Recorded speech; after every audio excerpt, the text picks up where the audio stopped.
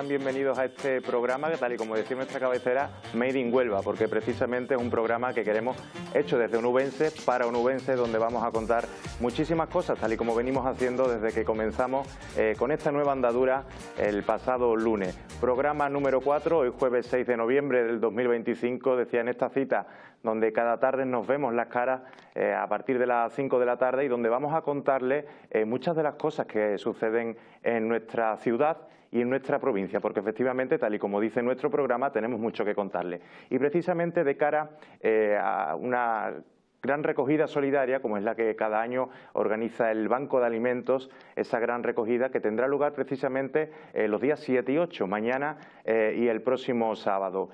Nuestra compañera Miriam Flores ha podido conocer de primera mano cuáles son las necesidades del Banco de Alimentos de Huelva, cómo poder participar y cómo poder hacer esos donativos para ayudar a las más de 14.000 personas que en nuestra provincia requieren de esa ayuda en cuanto a alimentos. Pero para ello nos lo va a contar nuestra compañera Miriam Rodríguez, que está en la calle con el presidente del Banco de Alimentos de Huelva. Miriam. Muy buenas, Sergio. Pues me encuentro en un lugar muy importante para Huelva y su provincia y acompañada por Juan Manuel Díaz Cabrera, presidente del Banco de Alimentos de Huelva. Y es que estamos aquí hoy con él porque nos va a contar él en su propia voz y piel la gran campaña que se va a llevar a cabo la semana que viene, el 7 y el 8 de noviembre, para esa recogida de alimentos que ya está preparada y para ayudar a los más necesitados. Sí, efectivamente. Desde el año 2012 que empezamos a hacer este tipo de campañas, se hace de nuevo este año, es decir, desde el 12 hasta el 25 han pasado ya unas cuantas campañas, porque esto se hace una vez al año y además, como curiosidad decirte, que a la vez se hace en todas las provincias de España a la vez y en algunos países europeos también a la vez. Entonces, bueno, esto que le llamamos la gran recogida de alimentos moviliza a todas las cadenas comerciales, no hay ninguna que no participe, desde la más chica a la mayor. Y al final, en la postre, pues en Huelva vamos a estar 180 y tantas tiendas, digamos, con personas del banco, esperando que los clientes puedan dar, digamos, una donación, sea metálico o bien en alimentos, y, digamos, bueno, a la espera que estos 2 días, 7 y 8, pues sean muy importantes a efectos de recogida, ya que la situación actual nuestra, yo diría actual, es muy dramática. Tenemos la estantería totalmente vacía en el banco, y así como recogimos 100.000 kilos el año pasado, con la recogida del año pasado, hemos llegado el año anterior hasta 150 y nuestro objetivo este año es intentar llegar también a 150.000 kilos. Para ello hace falta la colaboración de toda la provincia y de que sea consciente que las necesidades siguen existiendo, que estamos dando el orden de 11.000 personas actualmente y que no tenemos nada que darles actualmente, ¿no? Y que por lo tanto de ello va a depender mucho el que podamos alimentarlos de manera adecuada a partir del 7-8 y confiemos que así sea, ¿eh?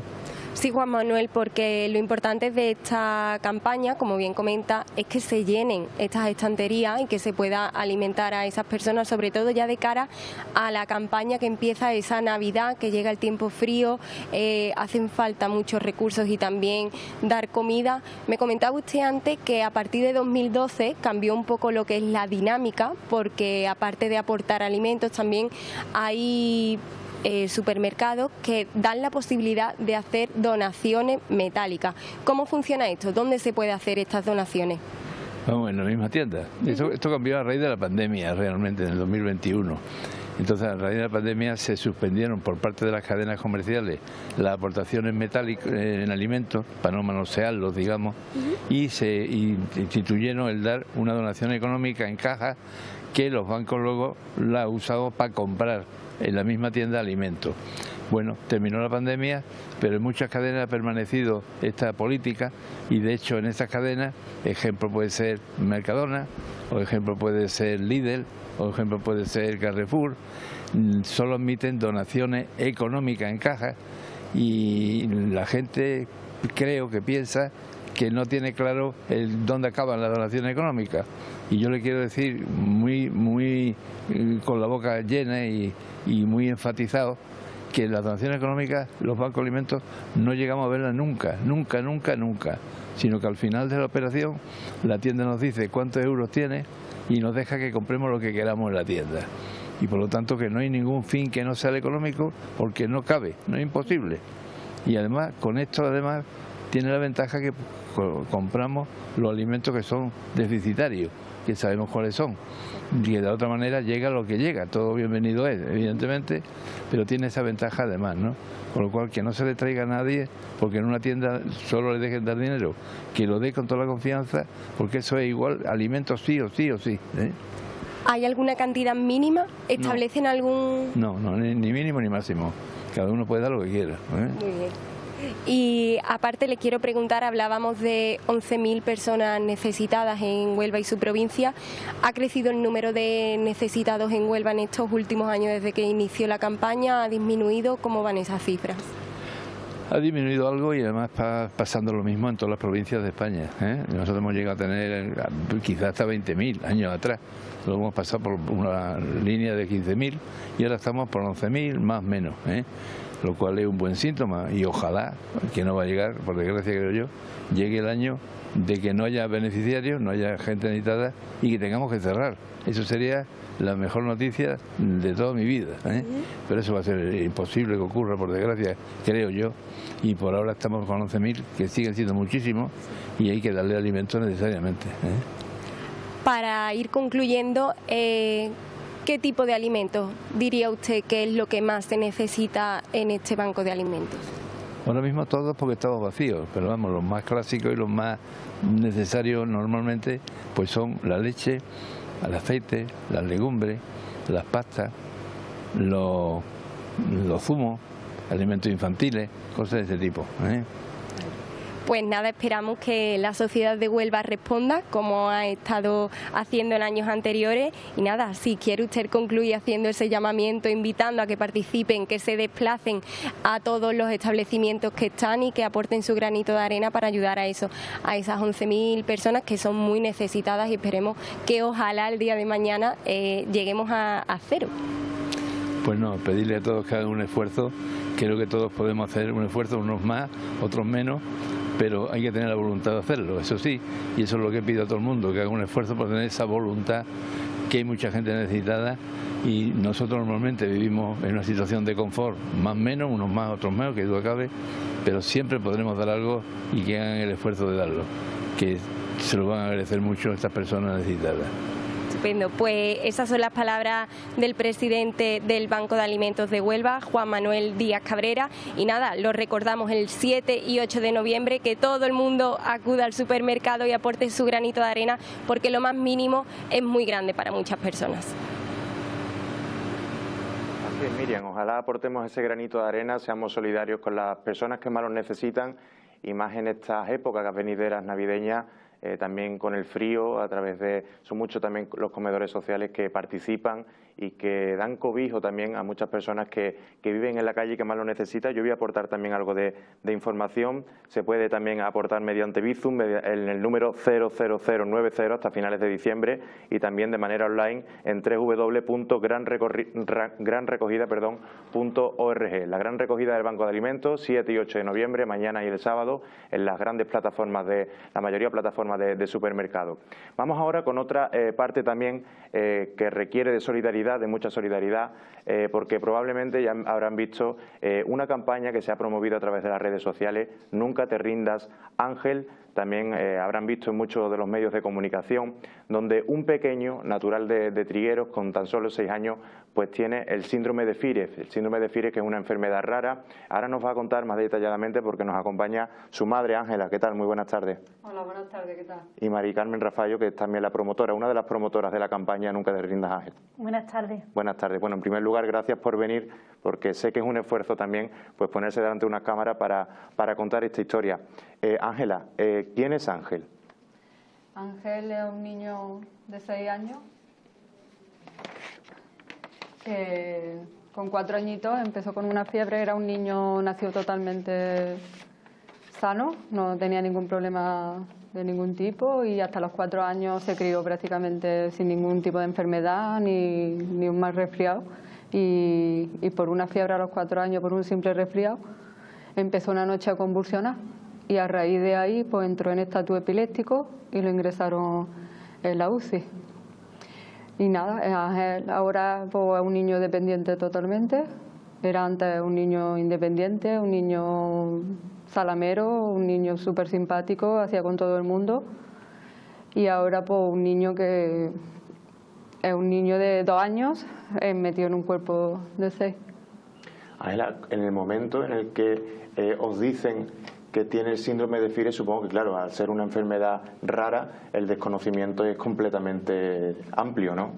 En un primer momento, cuando ingresó a la UCI, estuvimos 15 días en la UCI, estuvo muy grave, lo tuvieron que intubar y todo. En aquel primer momento no sabíamos lo que era, y no se sabía lo que era, ni le hicieron pruebas de todo, todo daba negativo. No se veía solamente eso, que se estaba produciendo un estatus de mucha epilepsia que llegó a convulsionar hasta 150 veces en el día. Y no se sabía, no sabíamos lo que era. Se supo lo que nos diagnosticaron de Fire ya pues, después de del primer alta. Cuando ya pasemos a planta, como no lo puede controlar con ningún medicamento, todos los medicamentos se le ha puesto, no lo controla, pues ya a raíz de ahí ya nos dieron que era una enfermedad neurológica devastadora y muy grave y desconocida. ¿Cómo se afronta a partir de entonces la vida tanto vuestra como del pequeño? Nuestra vida, pues, todos los días con incertidumbre, todos los días sufriendo, todos los días cansados porque no dormimos, no depende del día como esa noche, si se duerme dormimos, si hay crisis o atender la crisis y un día a día pendiente de las 24 horas del día, pendiente. ¿Cuáles son las necesidades que requiere Ángel? Todo, desde que se levanta, cambiarlo, a partir de ahí ya lleva otra vez pañal, hay que darle de comer porque le ha afectado la parte de los lóbulos frontales, entonces no manipula las manos, él le ha tocado la parte de la acción de hacer cualquier cosa y las manos no las articula, entonces hay que darle de comer, hay que bañarlo, hay que vestirlo, hay que todo. Y luego encima, por culpa de la crisis que sufre a diario, hay que estar con él una persona sombra. Además, Ángel también ha tenido la suerte de encontrarse a Ángeles, que son las promotoras de esta campaña que ha nacido, ¿verdad, Mari Carmen?, a través de las redes sociales. Bueno, sí, nació, en realidad, el equipo o las niñas que formamos, nos llamamos nosotras cariñosamente, somos Yolanda, María y yo. Y bueno, surge de una primera idea, sabiendo que Ángel tenía la necesidad de una intervención quirúrgica y de que la familia necesitaba ese apoyo económico porque al ser una enfermedad rara pues es costosa económicamente para afrontar día a día y más cuando le quieres dar una cierta calidad de vida al niño. Pues surgió la idea de hacer algo en el teatro municipal, hablar con el ayuntamiento, que nos cediese el teatro, algún tipo de actuación con la que recaudar beneficios para la causa. Y a partir de ahí pues todo ha ido inflándose como un globo, porque la verdad que hemos tenido una respuesta muy positiva por parte de todo el mundo, especialmente el germen está en Trigueros, ¿no? Pero en el momento que las redes sociales, que no todo es malo en las redes sociales, para estas cosas son muy positivas, pusimos la campaña en las redes sociales, le abrimos un perfil en Instagram, en Facebook, en TikTok también, pues todo ha ido creciendo como la espuma y afortunadamente se está difundiendo bastante.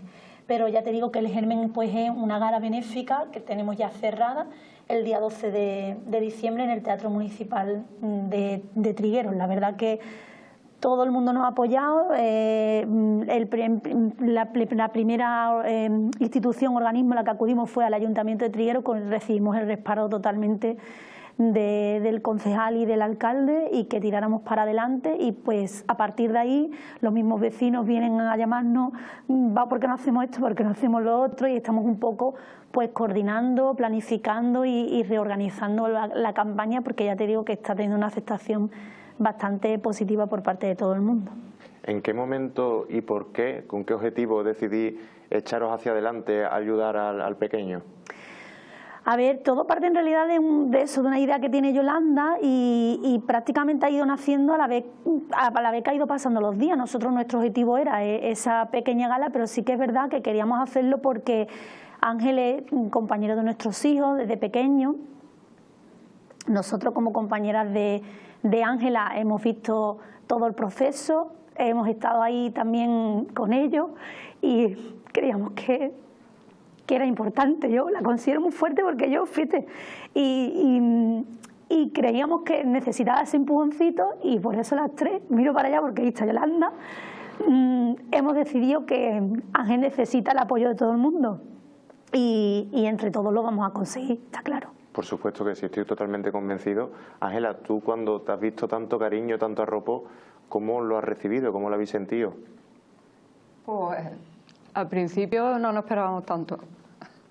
No, pues ahora nos han dado, porque había un momento últimamente que estábamos muy mal porque no sabíamos por dónde tirar ni por dónde salir y no queríamos cruzarnos de brazos y que nos dijeran que no hay nada que hacer y esa no, por lo menos no es mi condición ni la de mi marido. Entonces, donde tengamos que ir, vamos, y lo que tengamos que hacer, pues lo vamos a hacer. Y al principio, pues, pero luego a nosotros nos han dado un empujón de vida, una carga de vitaminas para seguir adelante.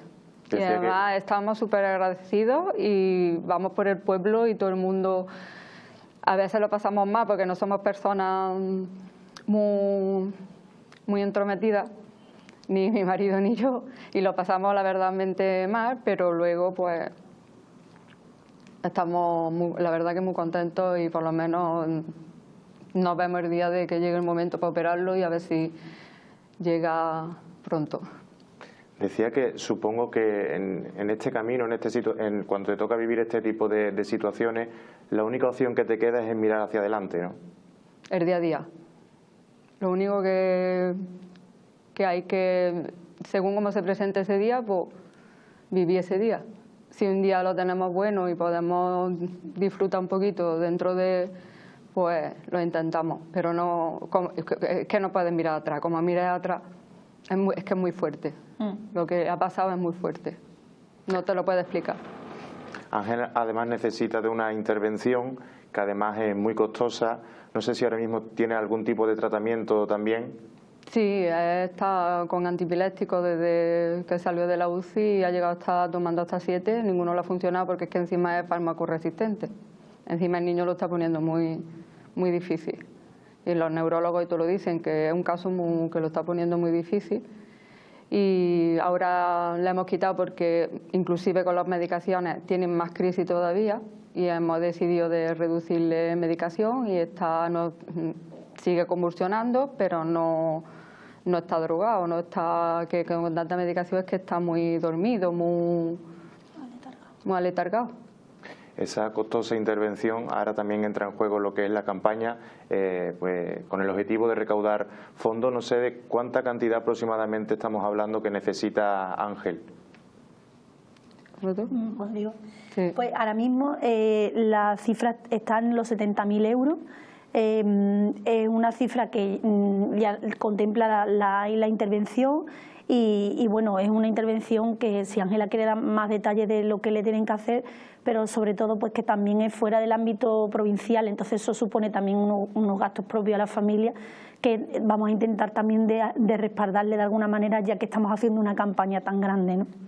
Además, a través de la campaña, a través de las redes sociales, hemos visto que como hay activado un número de cuenta que también hemos puesto por aquí por la tele, que la gente puede ver en sus pantallas. Tenemos también camisetas y pulseras solidarias para que la gente pueda colaborar y pueda aportar algo económicamente. Sí, ahora también iniciamos la semana pasada una macrocesta porque muchos comercios pues te preguntaban, oye, ¿te rifo algo? Venga, ¿te rifo algo? Entonces decidimos unificar esfuerzos y estamos haciendo una macrocesta. Entonces lo que vamos hacer es aunar todos esos productos para poder hacer una venta de papeletas un poco más ambiciosa al concentrar todas las donaciones en un mismo lote, ¿no?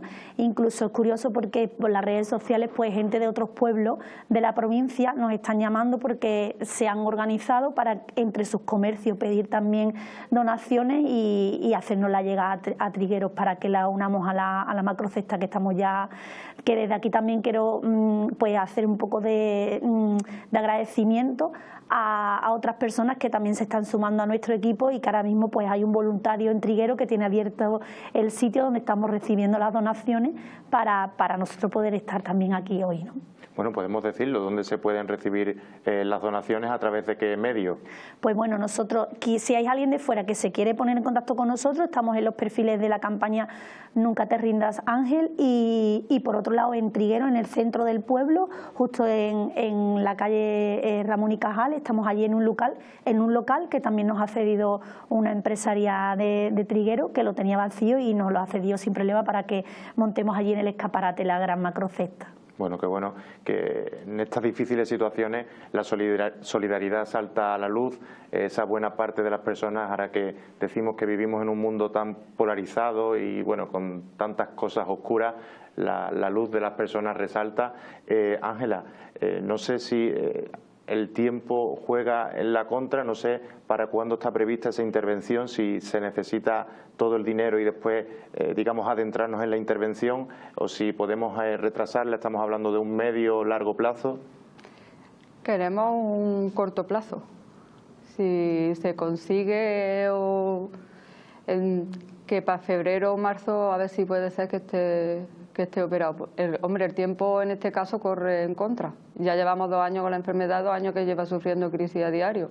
Y es cada vez va para atrás, para adelante. Estamos hablando de crisis diarias. Crisis epiléptica a diario. Mínima 1 hasta 5 diarias. ¿Y como padres cómo gestionáis las crisis? Pues ya en nuestro día a día. Atenderlo, que ya nuestro día a día. Al principio lo pasábamos peor y lo pasan más siempre, pero es lo que tenemos.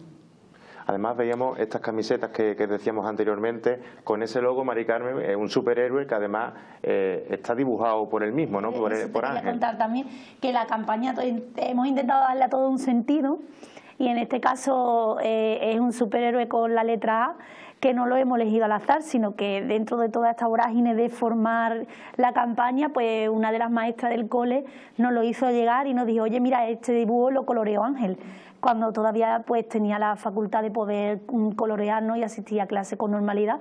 Entonces dijimos, pues no puede ser otra imagen en la campaña que es su propio superhéroe, con además su inicial en el pecho y ese brazo en alto como dándonos fuerza a todos, ¿no? Y ahora llegaba la decisión del lema. ¿Qué lema cogemos para la campaña? Y ahí pues nos inspiramos en Ángela, porque el año pasado los niños en el cole hicieron una carrera solidaria de los colores y Ángel participó, por supuesto, porque él cada vez que podía compartía con sus compañeros todas las iniciativas, todas las actividades, y Ángela, lo recuerdo que lo llevaba de las manitas para que él pudiera hacer la carrera, y le pintó una camiseta a ella a mano y ponía nunca te rindas, ¿no? Y dijimos, pues este tiene que ser el lema, junto con el superhéroe, pues la imagen de la campaña y bueno, pues creemos que está teniendo mucha fuerza porque bueno, aúna todo, ¿no? Es un color vivo, un color alegre, esa fuerza del puño y el nunca te rindas, que estamos todos con él para que por supuesto no le falle la fuerza ni a él ni a su familia, que es lo que nosotros queremos y por lo que también estamos poniendo toda la carne en el asado y todo lo que podemos de nuestra parte. Y además hablamos de esa cara buena de las personas, esa parte buena también de las redes sociales, como comentabas, porque yo creo que hace pocas semanas, no llega un mes, cuando se iniciaron las redes sociales y la verdad es que está teniendo un seguimiento, supongo que también se trasladará en todo lo que recibís económicamente, las aportaciones que, por muy pequeñas que sean, son importantes para ayudar a Ángel. Mari Carmen, decías también, hablabas de esa gala benéfica del 12 de diciembre, que va a ser en el Teatro Municipal de Trigueros. No sé si podemos saber algo más, cómo ¿En qué va a consistir?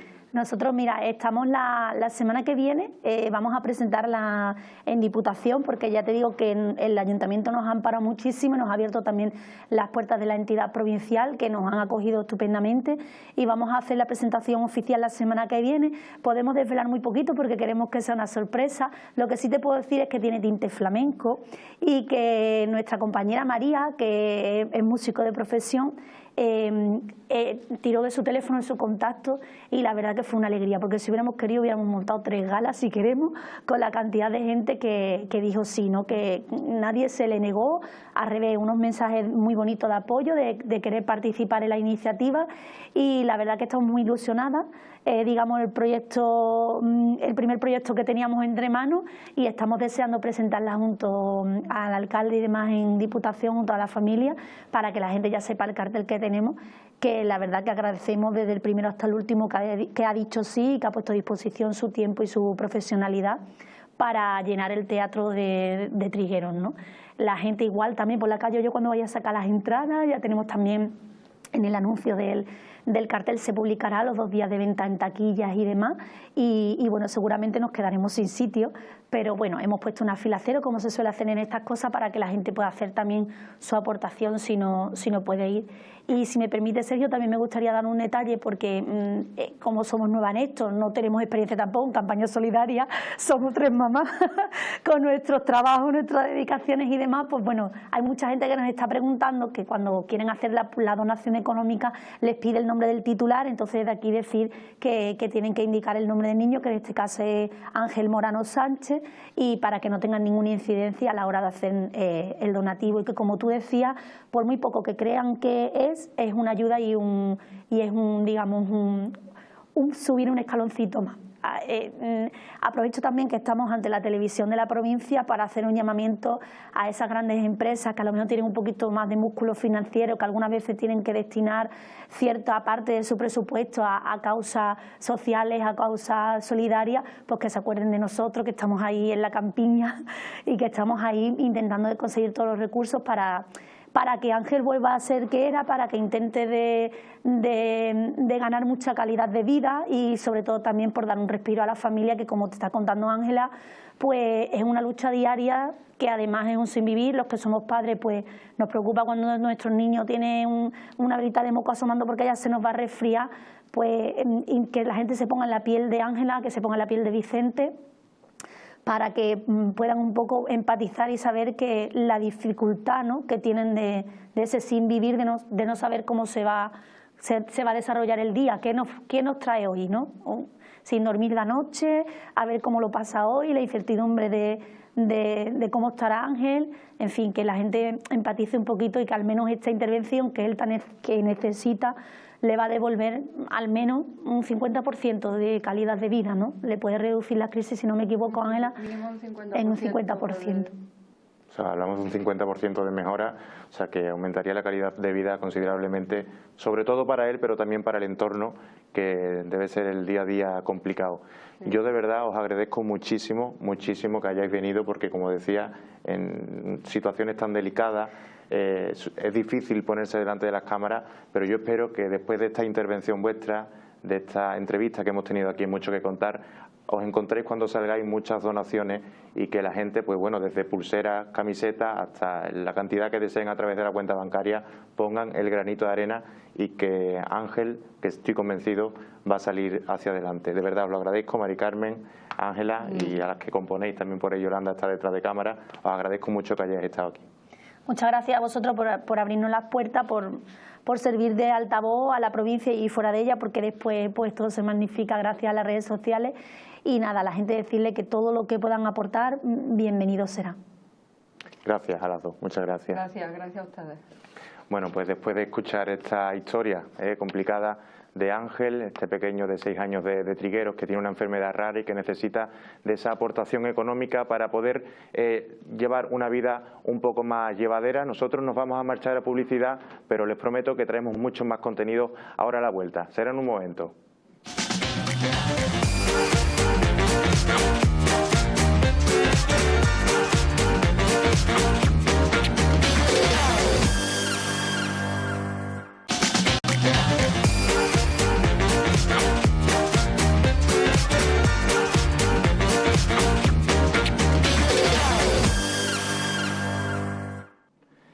¿Qué tal? Muy buenas tardes de nuevo. Estamos en directo, son las 5:36 de la tarde. Hay mucho que contar porque tenemos mucho que contar a lo largo de toda la tarde de este jueves, de este programa número 4. Escuchábamos el testimonio de la madre de Ángel, que necesitaba esa ayuda. Ahora cambiamos completamente de tema porque nos vamos a adentrar en la cultura japonesa, que yo, bueno, personalmente desconozco, pero que estamos descubiertos a descubrir también.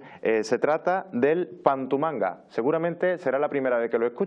Se han desarrollado varios eventos a lo largo y ancho de la provincia de Huelva. Está con nosotros José Luis López, apasionado de la retroelectrónica. Buenas tardes. Buenas tardes. Bueno, ¿por qué apasionado de la retroelectrónica? Bueno, en realidad apasionado de la electrónica en general. Lo que pasa que, bueno, le ponemos el prefijo retro porque digamos que nos gusta el hardware antiguo, ¿no? Los ordenadores viejos, las videoconsolas viejas, las placas arcade de los salones recreativos antiguos.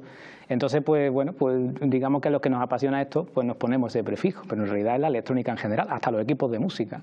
Entonces, bueno, el próximo 22 y 23 de noviembre hay una cita en Gibraleón donde se va a celebrar Pantumanga. Seguramente decía que sea la primera vez que mucha gente lo escuche. ¿Qué es Pantumanga? Pues Pantumanga es el evento por el que le ha puesto el nombre el Ayuntamiento de Gibraleón digamos, a esta iniciativa. Es la primera edición que se hace sobre el manga y el videojuego, ¿no? Digamos que esas son los dos caballos de batalla del evento, ¿no? Es decir, va a haber pues muchas actividades relacionadas con el mundo otaku, el mundo japonés, los cómics, el tema manga y el tema anime. Pero por otro lado, a la misma vez va a haber digamos, una sección para el ocio electrónico, donde va a haber videojuegos, va a haber, digamos, diversas actividades relacionadas con la realidad virtual.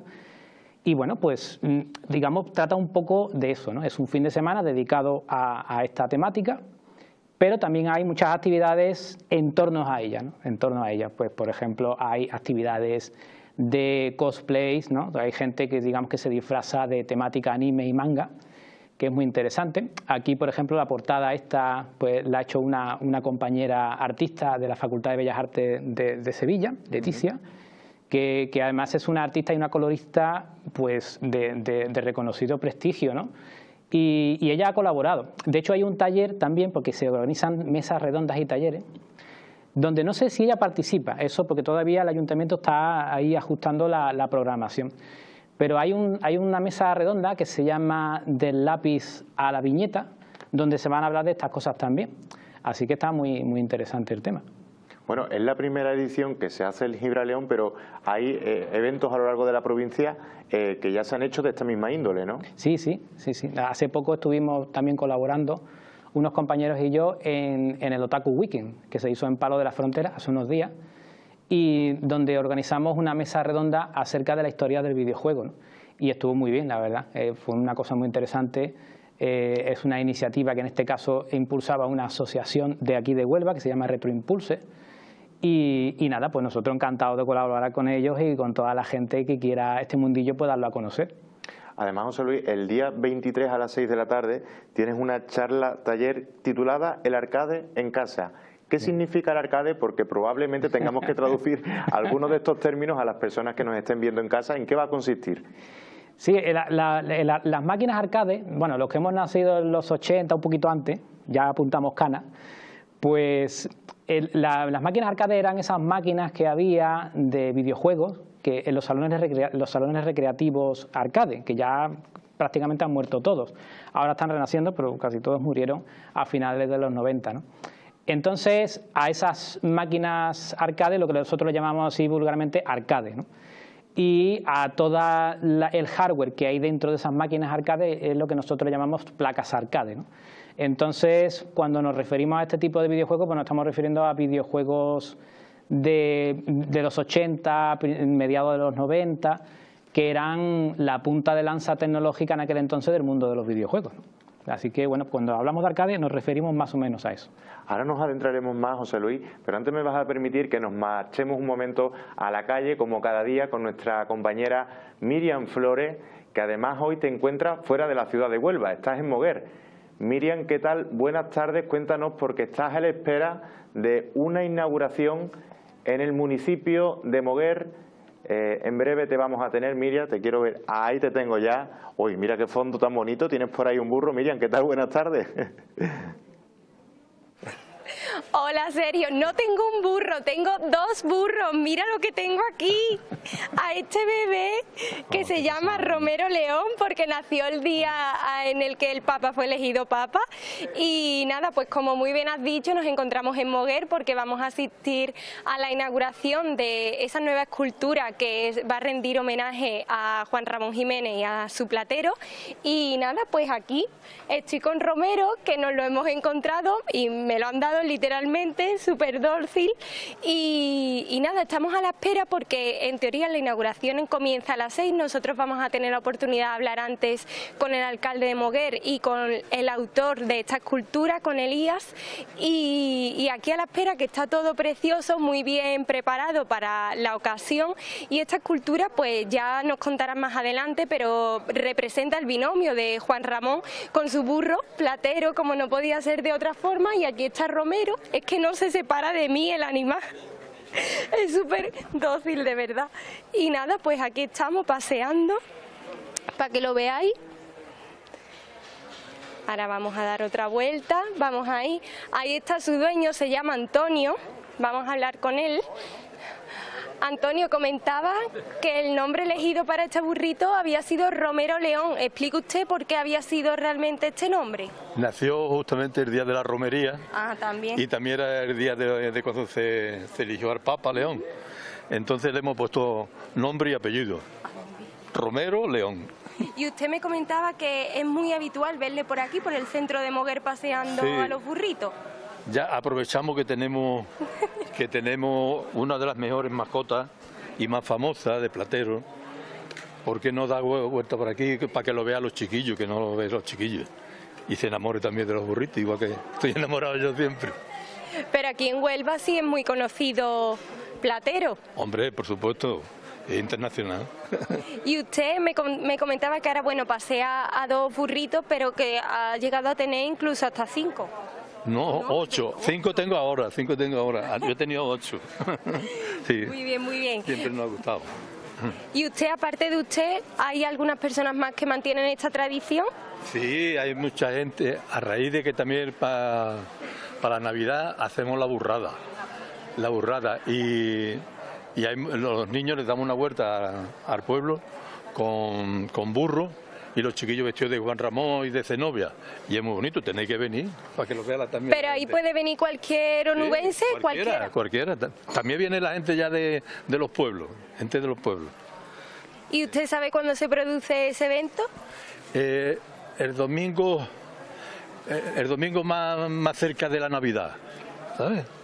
Pues Sergio, vamos a quedarnos aquí con Romero León, que como podéis ver se está alimentando un poquito y ahora conectamos para hablar con el alcalde y con el autor de la escultura para que ellos nos desvelen un poquito más este acontecimiento y después daremos paso al descubrimiento de la escultura.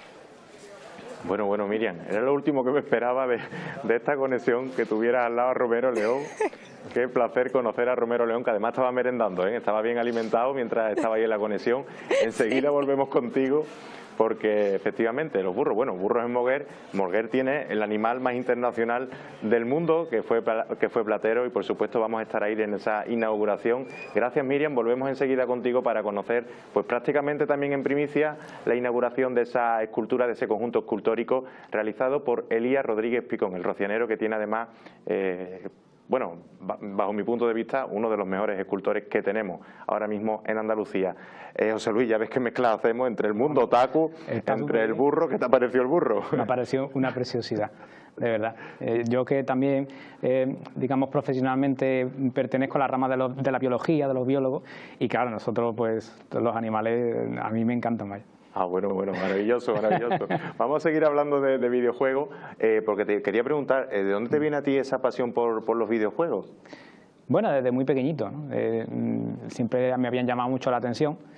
Me parece una propuesta artística muy interesante y muy infravalorada, porque realmente los videojuegos, aparte de que económicamente es una industria que está muy al nivel como la industria del cine, es una industria muy potente, pero es que aparte hay videojuegos que son preciosos, no solamente para todas las edades, sino que tienen una propuesta artística. Hay videojuegos que parecen prácticamente con dibujos hechos a mano, parece acuarela. Luego hay otros videojuegos donde tienes una mascota que te sigue como el burro, ¿no? Y la tienes que enseñar, tiene giros dramáticos muy interesantes. Hay videojuegos que son auténticas maravillas. Y yo pues, desde muy pequeñito pues siempre me han gustado. Y bueno, pues a partir de ahí pues vas aprendiendo, vas conociendo más del mundillo y te vas interesando por más cosas.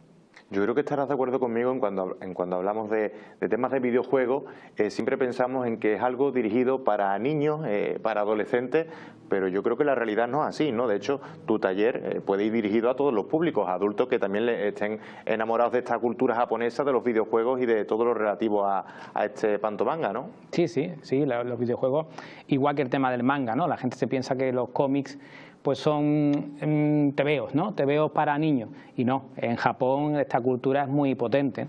Y el tema de los videojuegos pues igual, hay videojuegos para niños, ¿no? Pensados para niños, hay videojuegos para adolescentes, hay videojuegos para adultos también, pues todo tiene su clasificación, ¿no? Como las películas, ¿no? Aquí están las clasificaciones PEGI, ¿no? Y hay videojuegos para todos los públicos en general, entonces pues se trata de ver qué tipo de temática te gusta y buscar el videojuego que más se adapte a lo que a ti te interese, ¿no? ¿Cuáles son tus favoritos? Es una pregunta complicada. Mucho. Es una pregunta complicada. A mí hay un videojuego que yo recuerdo que me impactó de hace ya algunos añitos bastante, que era Shadow of the Colossus, un videojuego que, bueno, para la gente que lo conozca, es un videojuego que te pone en la piel de un protagonista que no sabe si es bueno o malo, porque en realidad te mete esa dualidad, ¿no?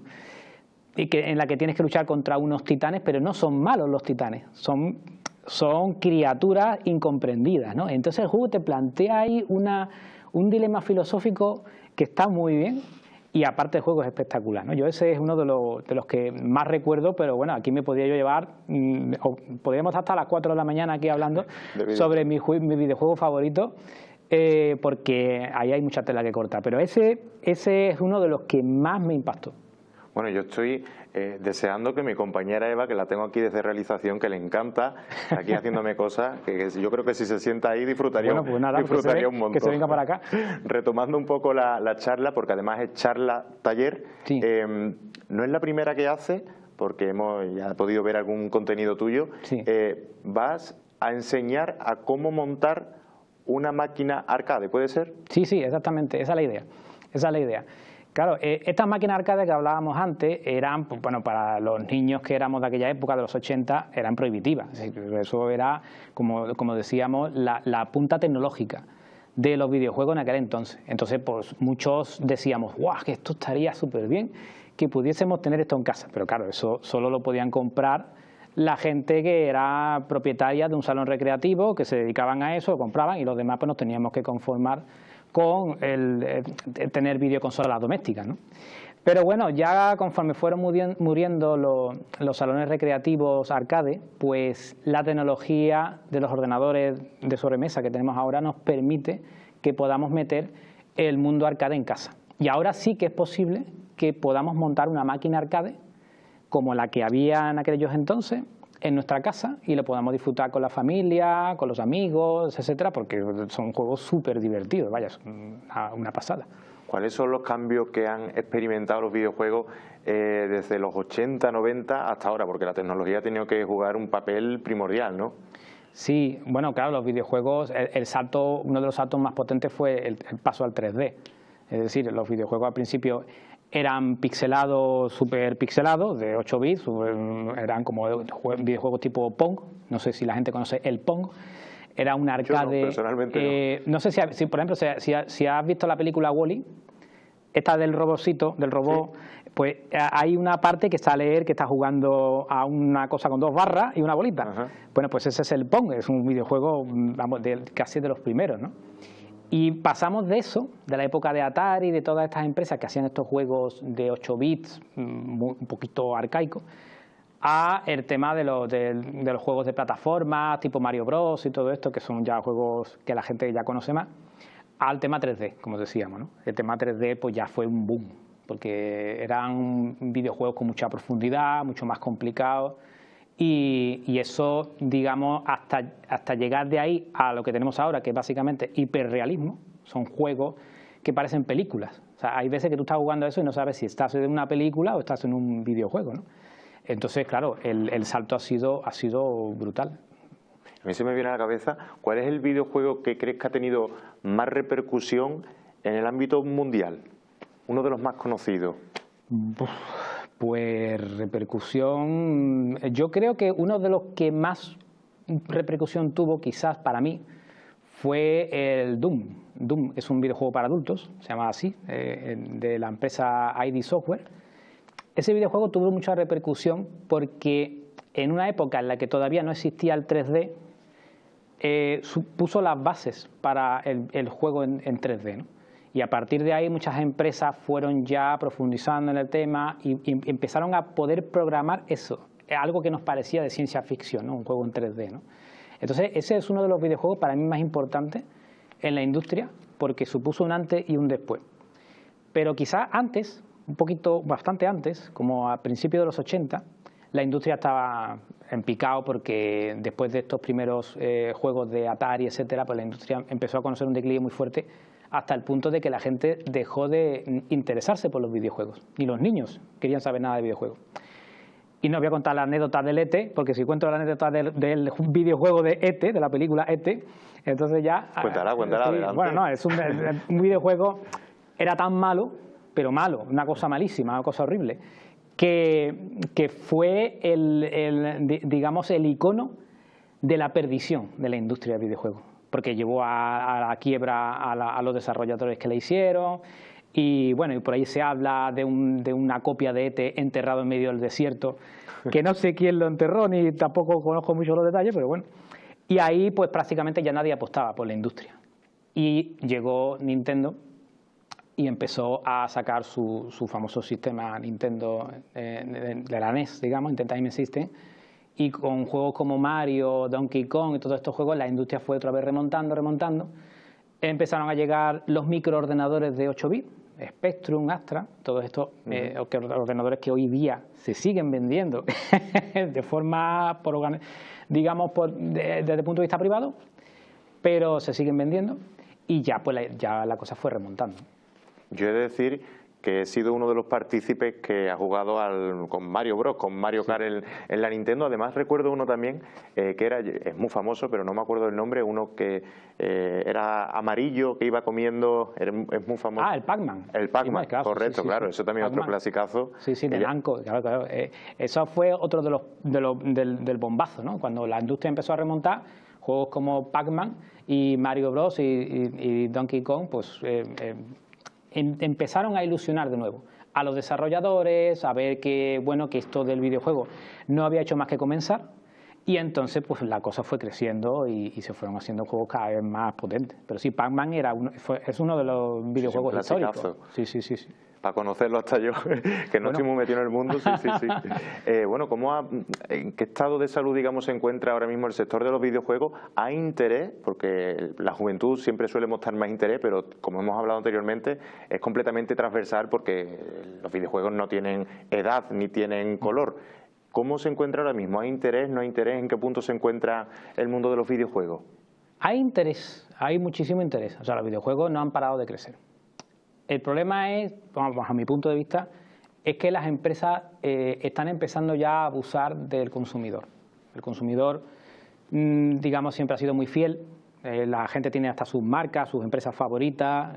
Eso es algo que lleva décadas. Pero ahora las empresas están haciendo cosas muy feas que a mí no me gustan y la gente está empezando a hacer autocrítica de esto. Por ejemplo, ahora hay situaciones en las que tú puedes ir a un sitio a comprarte un cartucho de videojuego. Tú ves el cartucho, ves ahí, perfecto, me lo voy a comprar, con su portada, todo. Llegas a casa, abres el cartucho y abres la funda y no hay cartucho. Porque te están vendiendo el juego digitalmente. Claro, es en el cartucho, en cierto modo, te lo pone. Bueno, en la portada te dice, este cartucho, o sea, no viene el cartucho incluido, es la portada nada más. Pero, hombre, tú no te lo esperas eso. Claro. Eso le ha pasado a algunos compañeros nuestros. Y es una cosa que lleva yo eso no lo sabía, pero algunos compañeros, mucho más puestos que yo, sí que lo sabían. Y dicen, no, tenéis que tener mucho cuidado porque ahora las empresas están haciendo esto. Te están vendiendo los videojuegos digital. Y claro, el videojuego digital lo que estás comprando es un software que no tiene presencia física, estás comprando unos y ceros. Y para mí eso es abusivo. A mí eso me parece una sinvergonzonería absoluta. Y las empresas ahora mismo están abusando. No sé si van a abusar tanto que van a causarse la opinión negativa de la gente y puede hundir el negocio, pero desde luego están jugando con fuego. Bueno, en cualquier caso esperemos que se mantenga viva, ¿no?, esa llama, ese amor a los videojuegos y que mucha gente se anime también, al que no lo conozca, a descubrir este mundo tan apasionante que además tú te encargas de ello y que podremos ver en el Pantumanga el próximo 22 y 23 de noviembre en la nave ferial de Gibraleón. Por último, invitamos a todo el mundo, por supuesto, a que asista. Yo te doy las gracias, José Luis, por habernos contado un poco más. Yo he aprendido también mucho de los videojuegos en el día de hoy. He recordado también otros que he jugado. Así que muchas gracias y mucha suerte. Que vaya todo bien en el Pantumanga. Pues nada, a vosotros y gracias por invitarme y a todo el que se anime. Allí estamos. Muchas gracias. Allí estaremos también muy atentos a esta celebración, cultura japonesa que crece cada vez más y porque podemos disfrutar, como digo, en el municipio de Gibraleón a final del mes de noviembre. Nosotros damos el salto a publicidad. Les prometo traer ahora muchos más contenidos porque aquí en Telenova tenemos mucho que contar.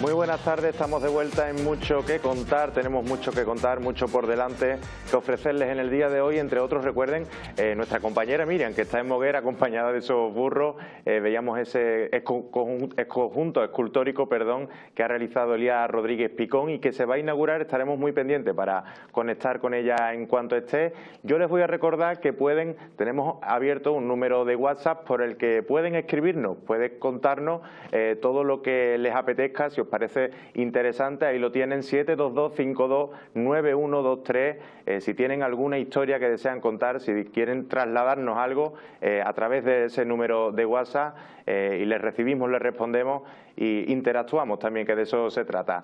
Nosotros tenemos ya para esta última parte del programa, que va a estar dedicada a la cultura, al arte, al flamenco, tenemos con nosotros a Ramón Arroyo, que además nos va a acompañar durante toda la semana. Ramón, muy buenas tardes. Buenas tardes. Hoy vienes acompañado, ¿verdad? Sí, hoy ya me traigo al primer invitado concretamente, pero obviamente creo que sería conveniente hacer una breve presentación. Vamos a hacer la presentación, pero nos vamos a mover porque estamos pendientes que también está ahí nuestra compañera Miriam. Imagen en directo, se va a descubrir ese conjunto escultórico. Miriam.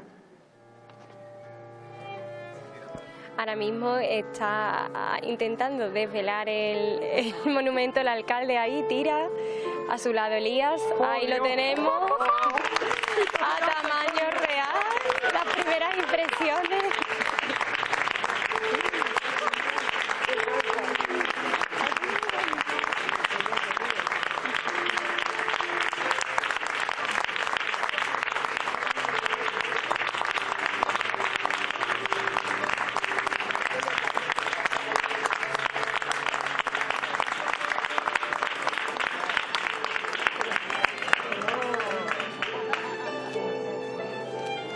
Estamos además disfrutando de esta maravillosa música que nos ponen en esta tarde el Liceo Municipal de la Música de Moguer.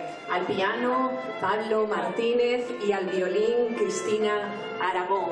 Un maravilloso momento en este momento vespertino de Moguer, de esta ciudad blanca que tiene la oportunidad de descubrir esta maravilla para todos los moguereños y moguereñas, para disfrutarlo en cada momento, para que nos haga reflexionar, que es lo que tenemos en nuestro municipio. Y ahora le voy a dar la palabra al propio artista de Rociana del Condado, un escultor, un artista que está ya muy valorado en nuestra provincia y en el panorama nacional y que nos ha regalado esta obra de arte. Por favor, Elías.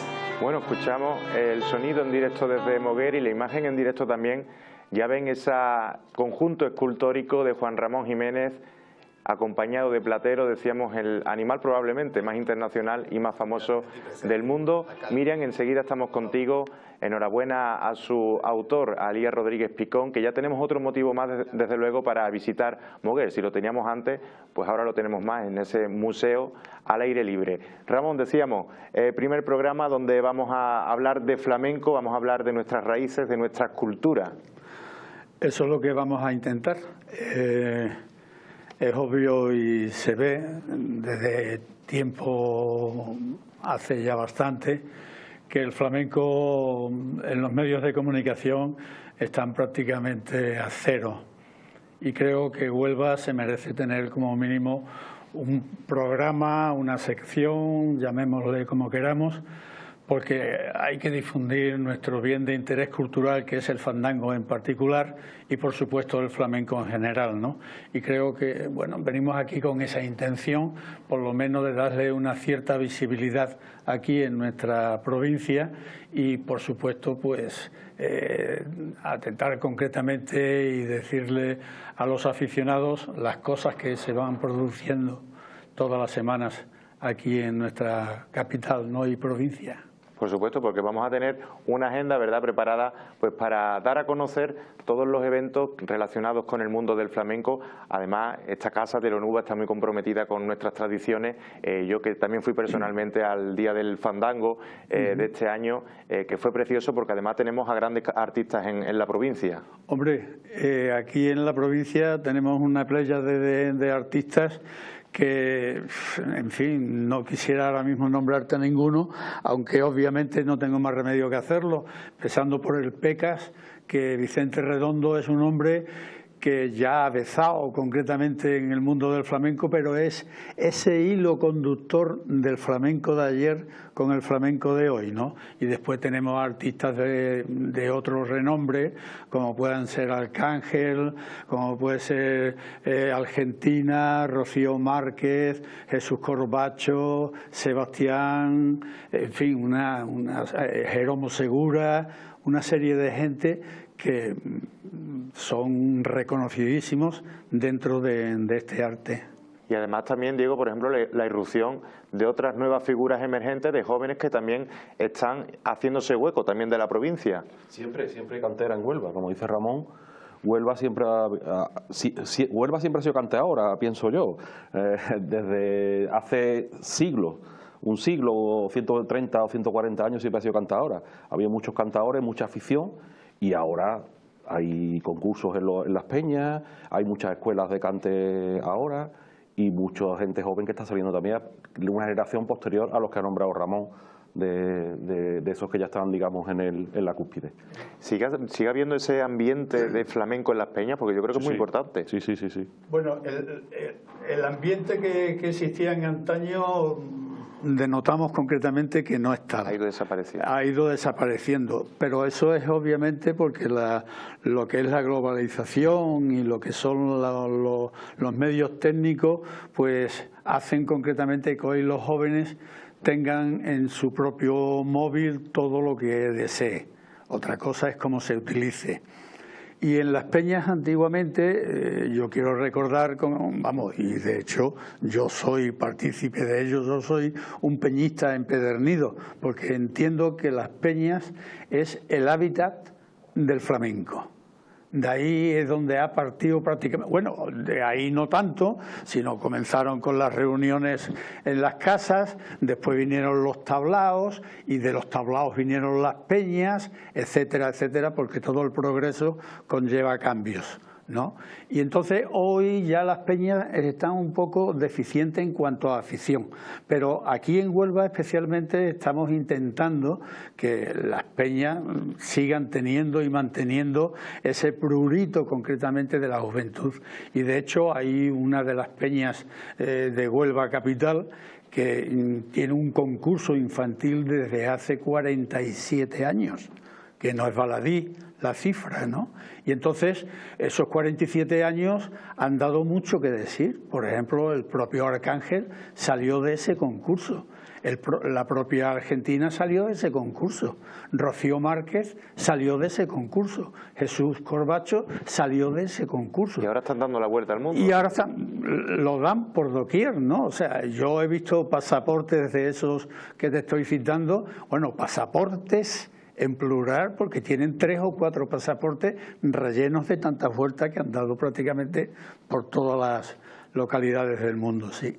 ¿Cómo de importante es precisamente que onubenses, donde han nacido en ese ambiente flamenco, estén ahora mismo efectivamente dando la vuelta al mundo? ¿Cómo de importante es? Muy importante. Es muy importante porque eso significa la cantera, digamos, que ha habido en Huelva. Y significa que llevan el nombre de Huelva, aparte de nuestro cante, como ha dicho antes Ramón, que ellos, por ejemplo, siempre terminan por nuestro cante, que además le encanta a todo el mundo fuera de aquí, porque es un cante muy especial, muy bonito, muy corto, que va directo, y a la gente de fuera, a la gente tanto de Sevilla, de fuera de España incluso, el fandango es una cosa muy rica. Y compleja además, ¿no? Puede ser uno de los palos más difíciles, ¿no? Muy complejo.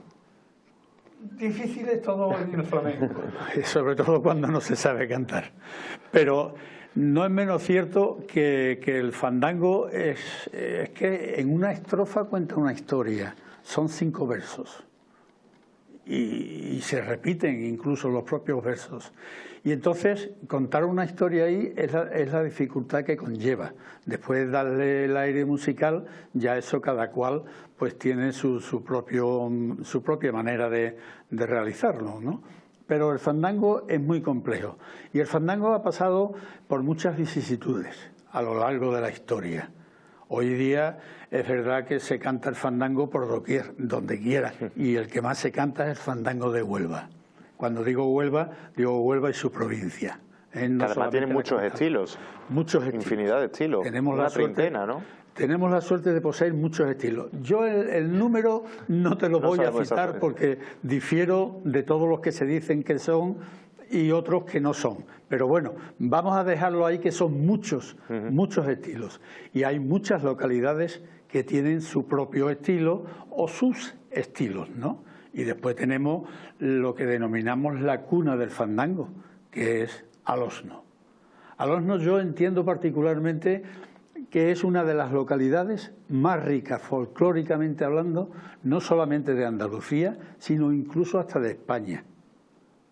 Yo he estado estudiando y revisando concretamente todo el folclore del Alosno y es de una riqueza incomparable. Y por supuesto el fandango tiene también una cantidad de estilos fandangueriles que bueno, ya quisieran por sí otras localidades, ¿no? Hablando del fandango, yo creo que es casi obligado hablar del maestro Paco Toronjo, ¿no? El grandísimo exponente que tenemos del fandango. Hombre, eso es mejor que hable él, que tuvo mucha relación con él. Yo tuve la suerte de conocerlo bastante bien, a don Francisco Toronjo Arreciado, don Francisco I del Alosno, como así le bautizó Manolo Cabezas García. Paco Toronjo era un genio, fue un genio. Paco Toronjo, mira, yo tengo archivos de Paco Toronjo de los años 50, cuando en Radio Nacional de España se desarrollaban los concursos de fandangos, y Paco por aquel entonces lo que cantaba era Alosno, y si acaso Valverde, y para usted de contar.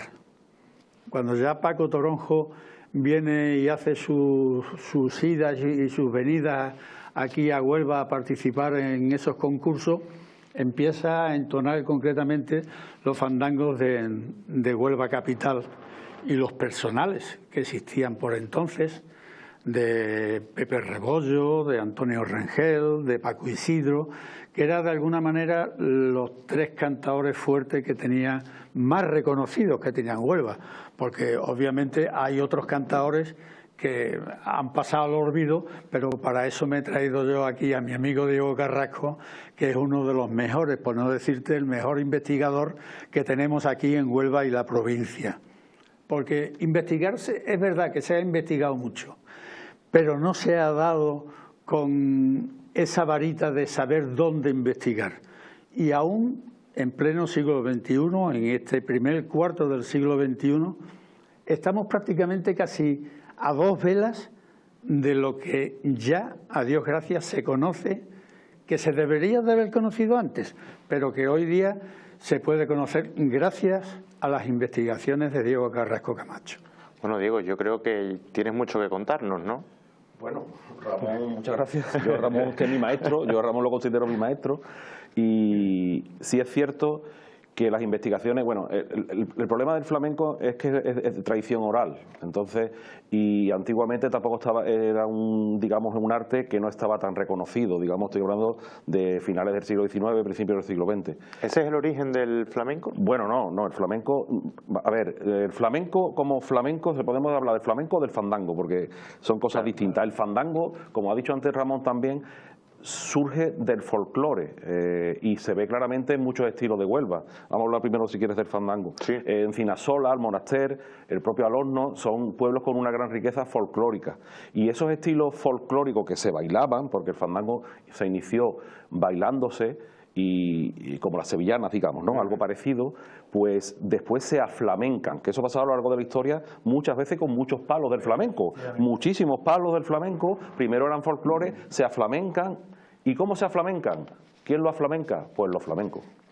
Los flamencos cogen eso y lo aflamencan. Paco Toronjo, con ese rasgo flamenco y con esas formas flamencas, aflamenca esa forma. Y aquí en Huelva hubo una generación, que Ramón ha nombrado a tres de ellos, quizás los más reconocidos y muy conocidos en Huelva, muy reconocidos, ¿no? Antonio Rengel, José Rebollo y Paco Isidro. ¿Por qué? Porque ellos fueron los que grabaron. Ellos grabaron discos, los discos antiguos estos de pizarra, a finales de los años 20. Ellos grabaron. Entonces, los que no grabaron es donde está la dificultad, porque cómo se ha transmitido esos cantes de forma oral. Quien lo escuchó lo recreó. ¿Y qué hay de origen y qué hay del que recreó? Es que ahí está la complicación. Entonces hay que ir a las fuentes primigenias, las fuentes directas. ¿Qué pasa con las fuentes directas? Que son escasas. Porque claro, entonces no había los medios que hay ahora, y los que no grabaron, pues imagínate. Entonces, pues que la prensa y muchas otras, bueno, yo tengo una formación profesional porque yo vengo de, bueno, yo soy licenciado en Derecho y vengo de ahí, entonces muchos documentos, digamos, jurídicos, el acta de nacimiento, el acta de función, cosas así, y buscar en todos lados y enlazando, y es una labor bastante laboriosa, digamos, ¿no? Eso, el fandango.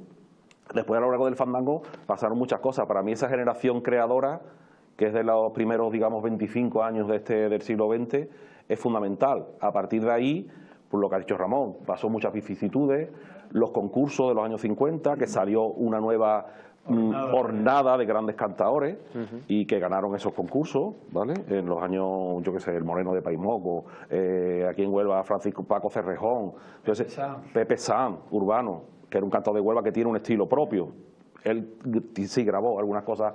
Hay muchos artistas que son desconocidos. Son desconocidos. Totalmente. Son desconocidos y caen en el olvido. ¿Y por qué caen en el olvido? Esa es una de las cosas que Ramón y yo siempre hablamos. Por diversos motivos. Muchos han caído en el olvido y apenas se sabe nada de ellos. Por motivos que no son directamente del cante, porque en su momento y en las fuentes directas eran cantadores muy renombrados y muy reconocidos, y después caen en el olvido por diversas circunstancias. Quizá por lo que has dicho de que no estaban grabados. No grabados, ese es uno de los motivos, pero hay más. No estaba grabado, su familia cualquier tema, o también el carácter de cada uno, muchos factores. Entonces, indagar ahí es lo complicado. Después, ¿cuándo nació el flamenco? ¿No? Que es lo primero que me dijiste. Es muy difícil, eso sí que es difícil.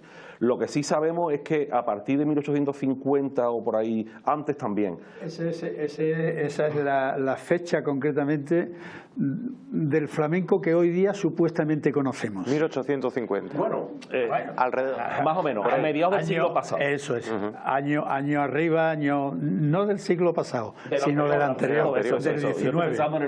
Del 19. A mediados del 19, el flamenco que hoy día conocemos, el que conocemos, puede ser ese el inicio concretamente. Año 1845, 50, 55, 60. Hay una figura clave también, que es Silverio Franconetti, un sevillano que era de origen, el padre era italiano, la mezcla, la madre de Alcalá de Guadaira, que él, por cierto, aparte de cantaor, él digamos que puso las bases de lo que es el flamenco actualmente. Y él también era empresario, era un tío echado para adelante, digamos, y tuvo Café Cantante de Sevilla y tuvo aquí en Huelva también, en la calle Tendalera, que eso es muy curioso.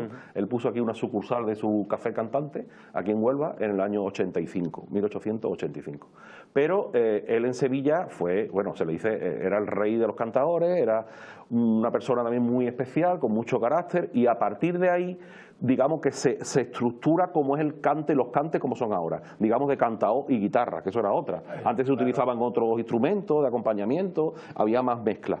El origen del flamenco es muy complicado porque viene de muchas cosas, es una amalgama de muchas cosas mezcladas, y digamos que en esa época es cuando se estructura y sale lo que es ahora, o lo que es desde entonces. Claro, porque el acompañamiento, entre otras cosas, el acompañamiento que hoy existe con las guitarras hacia el cante, en antaño no existía.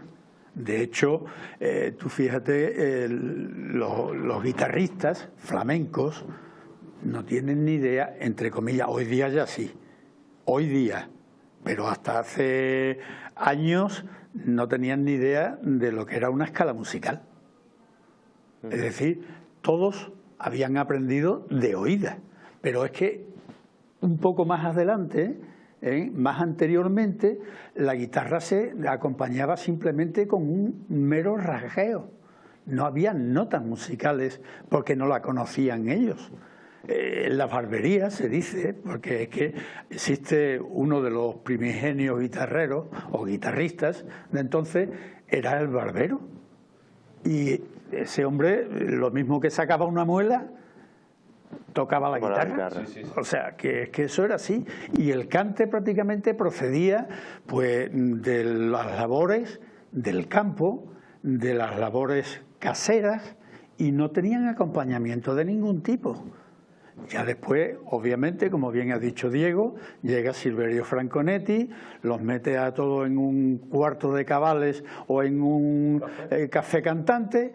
Esos acompañamientos existen, ya está el baile, el cante se mete de por medio, se estructuran los cantes, se denominan los cantes de alguna forma, y es el flamenco que tenemos hoy día prácticamente.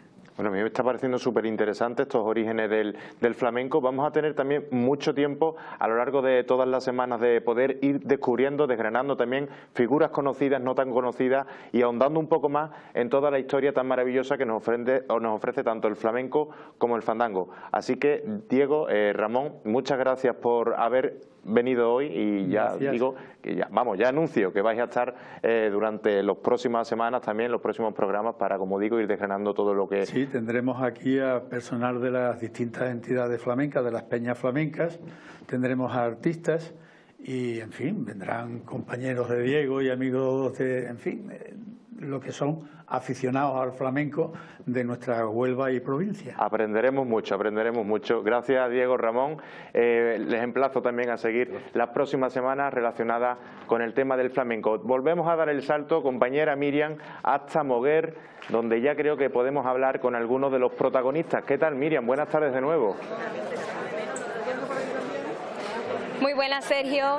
Vamos a intentarlo porque justo ahora mismo se acaba de producir la inauguración. De nuevo está aquí con nosotros Romero León, no se quiere separar de nosotros, pero vamos a intentar a ver si dentro de unos minutitos, aunque sea una breve entrevista, una pregunta a al escultor, pero como han podido ver y como ya adelantaba el alcalde y el propio escultor, se trata de una escultura de Juan Ramón Jiménez única, porque por primera vez se ha representado joven. Entonces, pues supone una novedad y ahí está posando todo prácticamente el equipo de gobierno, parte de turismo y cultura, que ha hecho posible que esta escultura se haga. La escultura de Juan Ramón está a tamaño real, pesa como unos 178 kilos y la de el burrito platero eran cerca de 300 kilos, 281 si no recuerdo mal, y ahí están posando. Vamos a intentar coger a Elías y al alcalde. Alcalde, muy buenas tardes. Una breve pregunta. Enhorabuena por esta escultura. Se plasma Juan Ramón joven, como usted decía, por primera vez. Y nada, una escultura que viene a sumar a ese museo del aire libre, Platero Escultura. ¿Qué supone esta nueva escultura para Moguer? Bueno, pues enriquece de alguna forma no solamente la trayectoria escultórica de nuestro municipio en torno al Nobel, al poeta universal, a Juan Ramón, sino que también además incrementa de alguna forma cada uno de los momentos, ¿no?, del pasaje de Platero y yo. Platero y yo, como bien ha dicho Elías, refleja cómo era nuestro queridísimo Platero, y en uno de ellos hablaba de que iba con los cerones. Si analizamos un poco la situación, no tenemos ninguna escultura de Juan Ramón con Platero. Puede estar la escultura de Juan Ramón o puede estar la escultura de Platero. Tenemos a Guerilla, tenemos a Darbón, por supuesto tenemos a distintos pasajes, ¿no?, como Idilio de Abril, el tío de las vistas, tenemos distintas, ¿no? Pero no había ninguna que compaginara ese enlace tan hermoso de los dos deambulando, caminando, paseando por nuestra calle.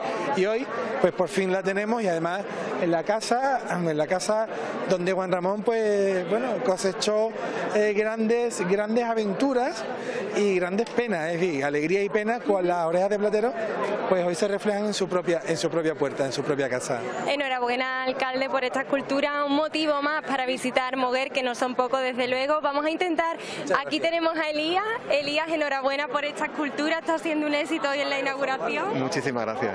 Le queríamos preguntar desde esta casa, desde Telonuba, como artista y onubense, ¿qué ha supuesto para usted este encargo de representar a Juan Ramón? Es mi segundo Juan Ramón, bueno, no, mi tercero. Pero hay único. Otro que está en Telde, pero este Juan Ramón es un Juan Ramón joven, que es el que aposté desde un principio. Incluso llegué a descolocar un poco al ayuntamiento, porque no se esperaba un Juan Ramón que no era en una maqueta muy reconocible, eran pequeñitos, ellos no se lo esperaban, siempre representamos al Juan Ramón mayor, pero luché para que yo pudiera hacer y confiaron en mí, y a medida que se ha ido haciendo, ellos me lo iban diciendo. Estamos muy contentos, muy felices porque se haya podido hacer un Juan Ramón joven. Como yo le decía, vosotros no sois cualquier pueblo, vosotros sois el pueblo de Juan Ramón. Tenéis que ofrecer al público, a quien viene a conocer a Juan Ramón, el Juan Ramón joven.